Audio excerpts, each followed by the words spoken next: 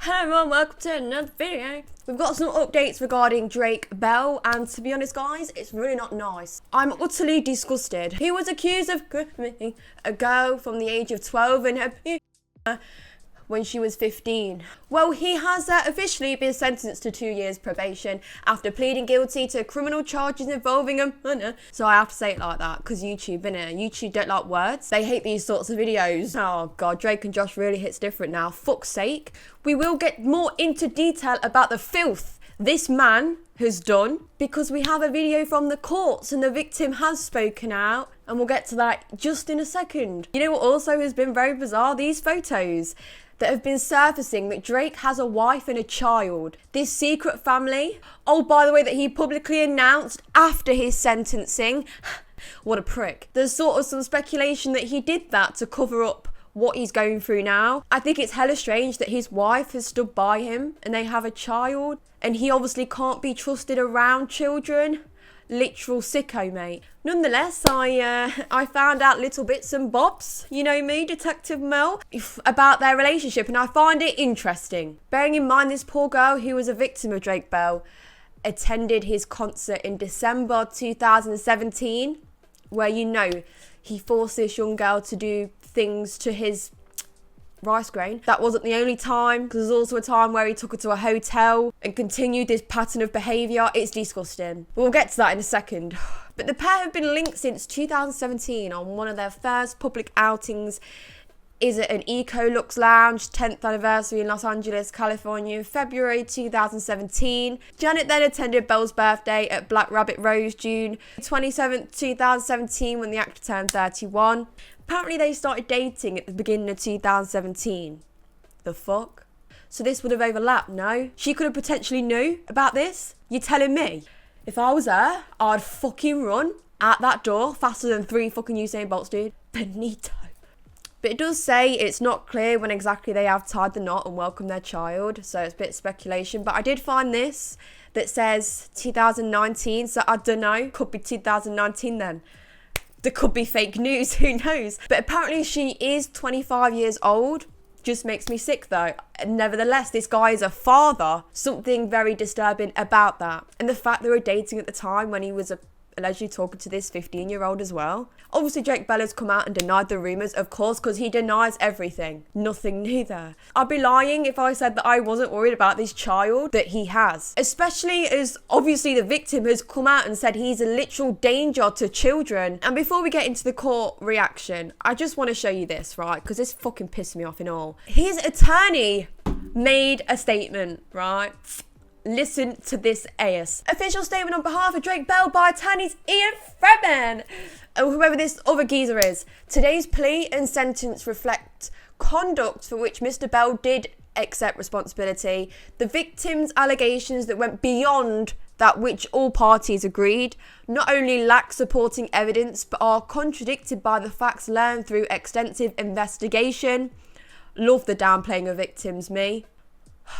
Clown. As the court made clear, this plea was never about sexual misconduct or sexual relations with any person, let alone a murder. Sexual registration was not imposed, as Mr. Bell did not plead guilty to any such offence. Why the fuck not? You telling me he's not got to sign up for the SOs, dude? SO, mate. You better get him on that. The SO register. Are you saying he just... What? He gets nothing against his name for this? You're joking. Am I hearing this correctly? Am I fucking on planet Earth? Drake and his family are relieved and grateful to have this matter behind them. Oh, good for Drake. But what about the victims? Are you serious? I can't believe what I'm seeing. I can't believe what I'm seeing. Relieved and grateful. Fuck yous. He looks forward to once again performing for all his supportive fans around the world. Oh, you mean the more children? You mean all the other children for Drake? I tell you what, you know, people don't fucking deserve to have nice things, and this is one of them. And you're going to act like nothing's happened. Oh yeah, can't wait to go on tour, guys, of all my supportive fans. I tell you, nah, this really hits different. I don't like this statement, and there was a lot of other people that didn't either. Craig's over here saying sickening, and I'm agreeing with Craig. Let's now go to that video where I react to the court room. Zoom call. It's brutal. It's gonna get fucking emotional now, innit? We're about to get fully emotional. I chose to write this statement because I want justice to be served more than anything. The only time that the defendant has appeared in court in person was on June 3rd for his arraignment, which was before the media found out about this case. He has appeared in court today over Zoom instead of appearing in person. This doesn't surprise me and shows what a coward he is. Little pussy hole, mate, that's what he is. Little pussy hole. But I am not a coward, and that is why I'm going to reveal all of the details of the crimes that he committed against me. Aside from Cleveland, the only other time that the defendant sexually assaulted me was in October of 2017. It happened in Illinois in the middle of the night. He digitally penetrated me in the back seat of my aunt's car while she was driving him to a friend's house. The Illinois police only agreed to move forward with that case if the Ohio police did not pursue this case. I don't understand why. Regardless of their reasons why, he has gotten away with sexually assaulting me in Illinois. So today, I will be discussing the details of the crimes that he has pleaded guilty to and the impact that they have had on me. But before I do that, I would like to provide you with some context on my relationship with the defendant and what led up to these crimes. Can I just say, like, before she continues, like, how stunning and brave she is? I'm not fucking nervous in tears right now, I can't. This is going to be a journey, innit? It's going to be a fucking journey, but I feel like we all need to hear it, because more or less, a lot of us grew up with this fucking guy on our TV screens.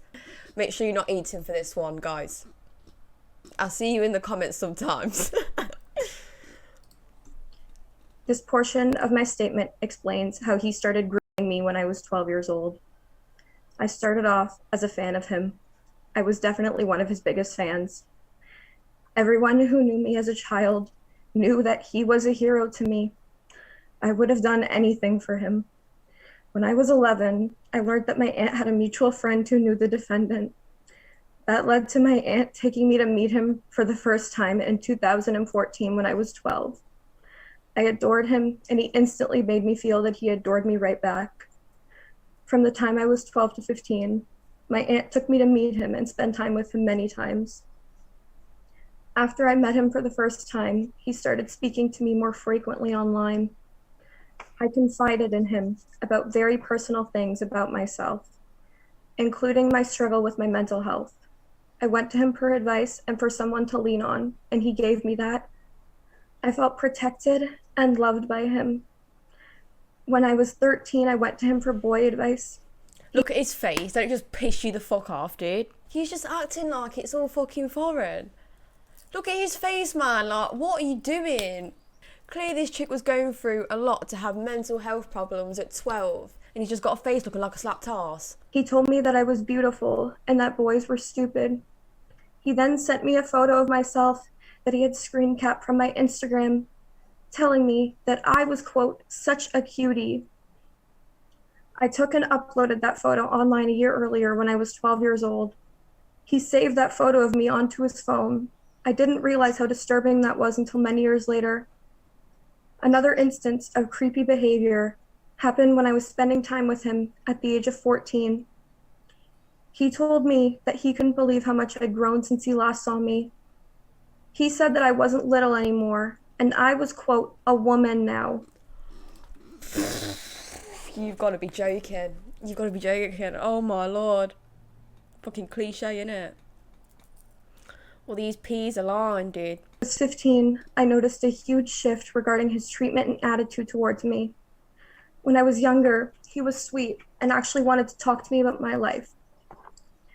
But at 15, he started sending me messages about how, quote, hot I was. In the summer of 2017, I messaged him, telling him that I was going to see him in concert in the following months. He replied by telling me that he couldn't wait to see me. He also asked me, quote, how old are you now? I told him 15. He then told me to, quote, hurry up, don't smile at me. Not too long after that, His messages to me became blatantly sexual. This eventually led to many months of inappropriate messages and photos being exchanged over Instagram and Snapchat. The photos exchanged included photos of my body and photos of his body and his genitals. In the beginning, I was excited. I thought that he really liked me, and I thought that I meant something to him. But that didn't last. Back then, the last thing I wanted was to lose him, not only because I was completely infatuated with him, but because I became scared of him. There were times where I felt really uncomfortable talking to him in such graphic sexual ways and wanted to be left alone. But I had a very hard time telling him that because I was terrified of upsetting him, so I would make excuses. When I did, quote, upset him, he made me cry. If I didn't give him what he wanted, he was spiteful. It made me feel guilty. He made me feel disgusting and absolutely awful about myself. At that point, it was clear that he was the one who was in control. I felt trapped and stuck because I still idolized him. He had me wrapped around his finger. This caused... Man, he really took advantage of this poor girl. Massively. I've got goosebumps, man. I'm sat here with actual goosebumps.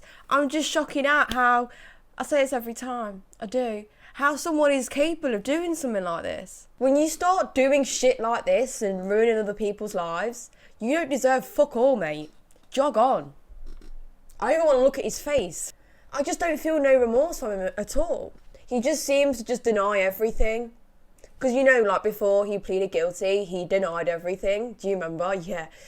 Oh, I think she's froze. Bless her. A tremendous amount of stress and shame, crimes that he committed against me in Cleveland. I want to make something very clear. The reason that these particular incidents did not result any further than oral sex was because the defendant knew that I was menstruating at the time. Had I not been menstruating then, he would have raped me. Don't look at me like that. Because he would tell me how badly he wanted to penetrate me vaginally, but used much more vulgar language. On December 1st, 2017, my aunt took me to the Odeon Concert Club to watch him perform. That night, the defendant took me backstage to be alone with him. He started kissing me, and the night ended in him having me perform oral sex on him twice. The next incident happened on December 2nd, 2017, while I was alone with him in his hotel room. He had talked to me about seeing me one last time before we all left Cleveland and went home. So we went to his hotel to say goodbye. In his hotel room, he started kissing me and had me perform oral sex on him again. My aunt was right outside the room waiting in the hallway while this was happening. She trusted him and never thought that he would ever do anything to hurt me. Now, I would like to bring up an individual who has known about these crimes for years. This person is the defendant's partner, Janet Vaughn. In January of 2018, I was engaging in an inappropriate conversation with who I thought was the defendant until I received a message back from the defendant's account claiming to be Janet. That was the first interaction I ever had with her. This confused and devastated me. Are you serious? You're telling me that she... Oh my God. She knew? You know what? For some reason that just don't even surprise me anymore. If that is true, if she did know, then shame on her. Like, you have a kid with this guy. You have a kid with a guy that has got no boundaries with fucking any human being whatsoever. He doesn't even know what the word fucking means. Look at his face. If you know something is happening, you do fuck all about it. You're enabling the behaviour. I apologise if I get emotional. These things do make me emotional, obviously. I begged the defendant for an explanation about that exchange with her. He brushed it off by repeatedly claiming that everything was fine. After these crimes happened, I tried to shake off all of the gross feelings that I had. Ignoring those feelings only made them worse. I felt so miserable, broken, and humiliated. I was struggling to sleep every night. The sexual messages continued for a while after that, until I eventually put a stop to them. I did that by confronting him about what he had done to me. I confronted him in September of 2018, just weeks before I had reported the Illinois and Ohio crimes to my local police. I chose to confront him about what he had done to me because I wanted to gain my power back. I had to suck up all of the fear that I felt in order to confront him. He ignored me for many days at first. Eventually, he tried apologizing to me for, quote, breaking my heart, but deleted those messages quickly afterward. His crimes are not heartbreaking or whatever other loose term he uses. They are disgusting. He didn't care then, and he doesn't care now. That makes me feel worthless. I confronted Janet as well. When I confronted her, she claimed that she didn't know anything about these crimes. She denied speaking with me in January of 2018 and claimed that wasn't her. She told me that none of this was my fault and apologized to me. She also told me that she wanted to, quote, jump in front of a car.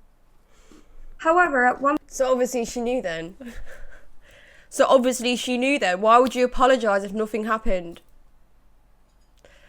No, this just gets even fucking crazier. This just gets really mental. I didn't see this one coming. I could not believe this, man. I could not believe. This is so upsetting.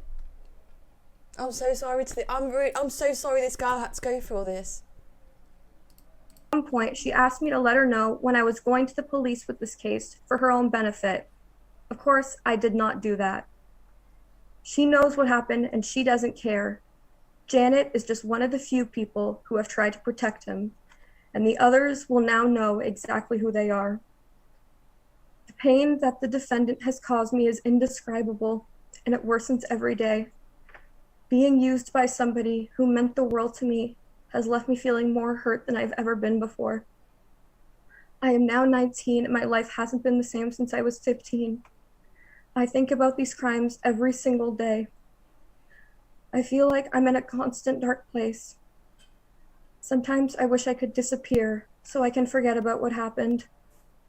Right after I reported him, my parents sent me to a therapist. So far, they have spent $7,620 in hopes that she can help me move forward from this. These crimes have especially impacted my relationship with my aunt.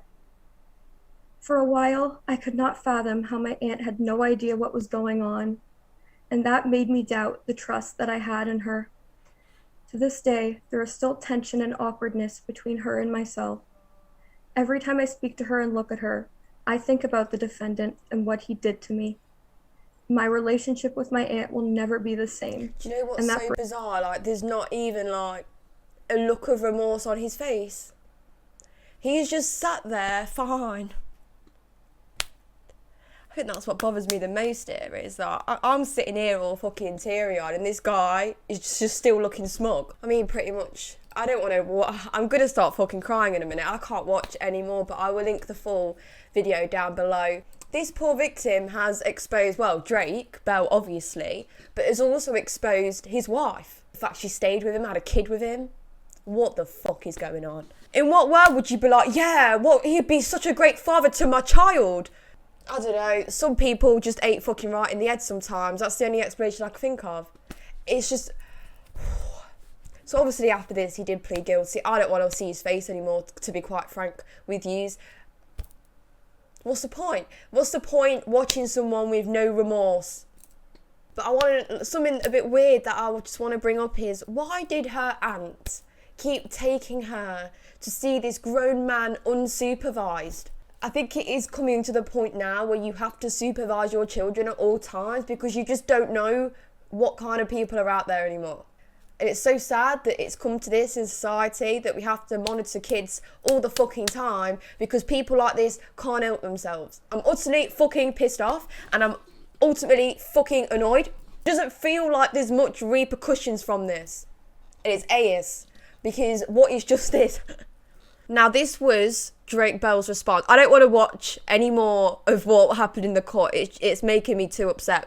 I'm sorry that the victim was harmed in any way, but that was obviously not my intention. Well, what was your intention then? You're talking like your fucking arsehole. I have taken this matter very, very seriously, and again, I just want to apologise to her and anyone else who may have been affected by my actions. It's a weak ass response, dude. I swear to God, I saw no remorse on his face like the whole fucking time, and you're telling me that's all he came out with? It wasn't my intention. I would love to know what was your intention then, Drake. It makes me sick. It makes me fucking sick that I used to watch this guy growing up. I had a crush on this guy growing up. I loved this guy growing up. And this, dude, I am lost for words right now. I am lost for words. And that doesn't really happen a lot.